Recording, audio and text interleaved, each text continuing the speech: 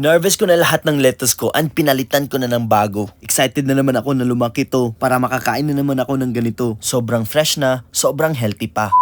What's up, catch up, it's your boy Tiw and welcome back to my channel! Yay! For today's video guys, iha-harvest na natin talaga lahat ng mga lettuce natin guys kasi papalitan natin ng bago. Since may lettuce pa tayo na maliliit dun sa baba niyan and may pina-germinate ako na bok choy, cabbage at yung red lettuce, yun ang itatanim natin dyan. Para naman hindi lang lettuce yung matitikman natin sa mga tanim natin, oh. Bala ko nga sana magpetsa kaso yung nakita kong seeds lang is yung bok choy. Kaya yan na lang yung tinanim ko, halos pareho lang naman yan sila. And gusto ko din mag-try ng red lettuce kaya may red lettuce and pati na din yung cabbage kaso konti lang yung tumubo ng cabbage sa seeds Pero okay lang yan as long as may tumubo. Tsaka di naman masyadong marami yung kailangan. Yung bok choy nga tsaka yung red lettuce masyadong marami yung tumubo. Konti lang sana yung tatanim niyan Pero baka yung iba sa lupa ko na lang yan ilipat. Pero bago ko simulan guys ang pag-harvest, kakain muna tayo ng agahan kasi wala pa akong agahan yan. And parang naparami yung kain ko kagabi. Kaya babawi na lang ako sa gulay ngayon. And syempre magsasalad na naman tayo. May naisip ako guys na ihalo ko sa salad ngayon. And pangit naman yung salad muna lettuce lang lahat. Kaya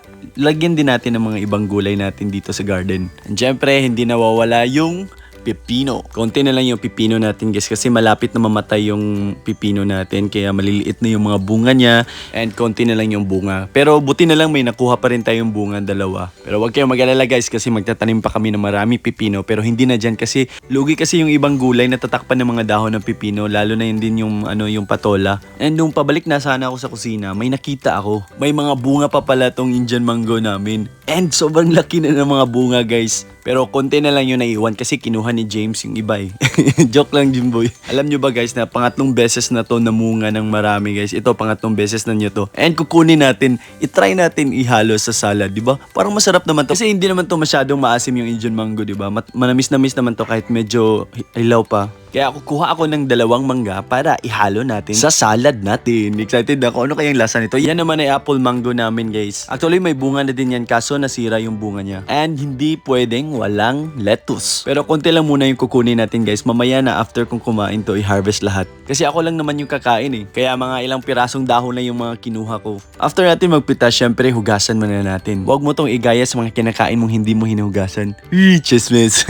And yung mga pipino naman natin, syempre babalatan din natin. Pwede din naman itong hindi balatan kasi sabi nila mas marami daw nutrients sa balat pero hindi yung masyadong sa balat kaya tatanggalin na lang natin. Curious talaga ako kung anong lasa ng salad na to na may mangga. Indian mango pa. And babalatan din natin yung 2 mangga. Ayos din itong mangga na to guys. Sobrang liit pa ng puno nito pero 3 beses na siya namunga. Though hindi ganun kadami yung bunga pero at least namumunga pa rin siya, diba? Nakuha na nga ni Jimbo yung iba And ang maganda pag Indian mango guys kasi hindi masyadong maasim kahit hilaw. Lalo na pag hinog siguro. Gusto ko talaga tikman guys is yung apple mango namin kaso nasira pa yung bunga, sayang. Yan palawayan ko muna kayo kung anong lasa naman. Hindi talaga siya maasim guys as in matamis lang yung nalasahan ko. Hugasan muna natin bago natin hiwain. Kasi di naman yan ikaw na kumakain ng hindi hugas. Joke lang yan guys. Huwag yung masyadong didibin yan. So yun na nga, hiniwa ko na yung pipino. Mga 4 na piraso kasi hinati ko sa 2 yung isang pipino. And this time hindi ko siya cubes guys. Piniflat ko na lang siya kasi parang mas feel ko lang. Last time kasi kinubes ko yung mga pipino and ngayon hindi naman muna i-cubes natin. And yung mangga naman is parang ko lang parang pinipil-pil ko lang konti-konti. Basta ewan ko anong tawag yung sa Tagalog. Bahala na kayo dyan. And masyadong marami pala tong 2 mangga. Pero okay lang para at least naman may pampalasa ng mangga Pero sigurado ako masarap to. Promise. Buti wala dito si Jimboy. Walang kumakain ng mangga ko. Joke lang Jimboy. Sorry boy. Ayan, tapos na yung mangga and pipino natin. And itong next nga ingredients natin guys. Hindi ko pa nasubukan to. Pero nakikita ko to sa mga salad. Lalo na sa mga mamahaling restaurant. Itong tinapay guys. Diba yung mga ibang salad may mga ganito. Yung toasted na pero maliliit na square. So yun din yung gagawin natin guys. Pero DIY lang to since may oven naman kami kaya yun yung gagamitin natin. And nag-cubes na ako ng maliliit na mga tinapay guys. And nag-preheat na din ako sa oven namin kasi syempre kailangan mong i-preheat yan. Tapos nilagay ko na yung mga cubes sa tray para sa oven and in-spread ko para hindi yung dikit-dikit. Sorry sa oven namin guys na hindi masyadong malinis. Kasi dumikit na yung lagi kasi kaming nagbi-bake ng scallops dyan and dumidikit na yung mga cheese na lalo na kaya after ilang minutes naluto na din yung mga toasted bread natin na maliliit. Hindi ko na masyadong sinobran naman kasi baka pumait. And hiniwa ko na din yung lettuce natin. Ewan ko lang talaga pero masarap talaga sa feeling na pag kinakain mo, lahat ng mga kinakain mo is galing lang sa garden and tinanim mo, di ba? Nilagay ko na yung lettuce sa pipino na may mangga and nilagyan ko ng salad dressing. Ewan ko lang pero masarap talaga tong dressing na to. And nilagyan ko din ng honey. Yung ano lang guys, yung totoong honey yan. As in, walang halong sugar and hindi din processed. Sa tingin pa lang, natatakam na ako. Ewan ko lang. After ko nilagay yung dressing ng honey, nilagay ko na din yung toasted bread natin. Wow, parang legit talaga na salad sa restaurant Sayang nga lang guys, wala akong nuts dito. Masarap sana to may walnuts. Ewan ko, masarap din yung walnuts and lalo pag inano mo sa salad, syempre titikman natin kung masarap ba talaga. And promise guys, gusto ko sanang matikman nyo to pero ewan ko kung paano nyo matikman. Magluto na lang kayo ng ganito. I mean, maggumawa na din kayo ng ganito. As in, promise, masarap siya, promise. First time ko nakakain ng ganitong salad. And hindi talaga ako mahilig sa salad guys, pero ewan ko lang, kahit ganito ako araw-araw, okay na sa akin. Hindi ako magsasawa sa salad na to. Sa bagay, marami naman akong i-harvest ngayon na lettuce, so pwede akong gumawa nito araw-araw. Kaso yung mangga natin, ubos na. O diba, sabi ko sa inyo, masarap. Tignan nyo naman. Tignan nyo. O diba, ubos. Ako lang kumain, guys. Pagpasensyahan nyo na, guys, kung nakikita nyo sa mga videos na malaki tiyan ko. Kasi kakatapos ko lang kumain and sobrang dami yung nakain kong salad. Since may energy na tayo kasi kakatapos lang natin kumain, i-harvest na natin yung mga lettuce natin. Ewan ko ba kung sobrang laki na nito, pero parang okay pa naman kasi hindi naman masyado malaki yung mga dahon. Kaya parang okay lang, sakto lang siguro to. Pwede pa sana to guys na putulin na yung dahon and tutubo na naman yan ng ibang dahon and harvest na naman. Kaso gusto kong palitan ng ibang tanim. And yung plano ko ipapalit dito is yung bok choy and yung red lettuce. Para iba na naman yung matikman natin, no, di ba? Para hindi pa balik-balik na puro ganyan na lettuce yung makakain natin. Meron pa naman akong ganitong lettuce sa ilalim kaya iba na naman. Ganun kadami yung harvest ko guys. O di ba? Kaya magtanim na din kayo. And tinanggal ko na yung mga ugat. Yan guys, sobrang dami yan, no. Nag-CR lang ako, tas pagbalik ko, biglang umulan ng malakas. Ay nako, grabe naman. Hindi ko talaga maintindihan yung weather dito sa Corelia. Kanina ang lakas-lakas ng init, tas ngayon biglang umulan. Pero okay lang guys, kasi matagal na din akong hindi nakaligo na ulan. Kaya maliligo na lang ako ng ulan habang gumagawa sa hydroponics natin, o diba? Tignan mo yung bata, tuwang-tuwa na naligo sa ulan. For how many months ngayon lang ako ulit nakaligo or months? Ewan ko kung months lang ba talaga. And malapit nang gumabi, kaya start na tayo. Yan, kinuha ko na yung mga lumang stem ng mga lettuce. Kasi hindi ko sinali guys, yung dahon lang yung harvest ko. Tapos kinuha ko na at hinugasan ko na yung takip, pati na din yung lagayan nila. Kasi dapat daw yan malinis guys, kasi inanuhan niya ng bakterya and nakakamatay din daw ng tanim yan. Kaya kailangan nating linisan. And since malakas yung ulan, yung tubig ulan na lang yung ilalagay natin. O diba? May rason pa rin kaya umulan.